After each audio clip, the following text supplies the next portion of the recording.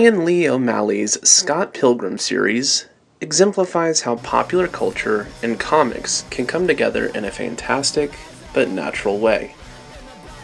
The series is broken into 6 volumes: Scott Pilgrim's Precious Little Life, Scott Pilgrim vs. the World, Scott Pilgrim and the Infinite Sadness, Scott Pilgrim Gets It Together, Scott Pilgrim vs. the Universe, and Scott Pilgrim's Finest Hour. Our hero Scott is tasked with battling the 7 evil exes of his new love interest, Ramona Flowers. This recommendation is for the first volume, but could easily apply to the whole series. The story opens with Scott being criticized for dating a high schooler named Knives Chow. One day as Scott and Knives are walking, Scott sees Ramona and falls in love. Things get complicated as Scott tries to juggle both girls, plus the evil exes threatening Scott. The connections to pop culture make Scott Pilgrim an extremely enjoyable read.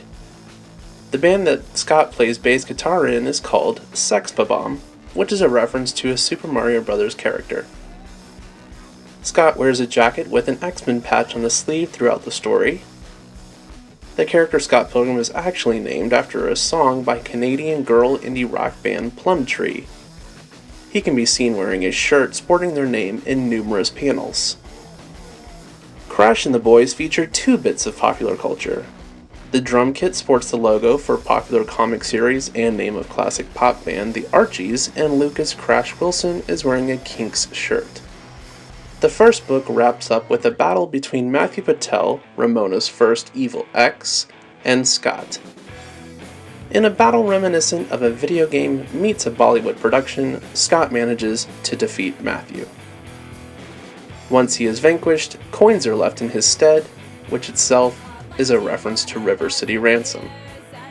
I cannot recommend Scott Pilgrim enough. There's even a hugely successful film based on the series, directed by Shaun of the Dead's Edgar Wright. Please consider adding this to your course in the future.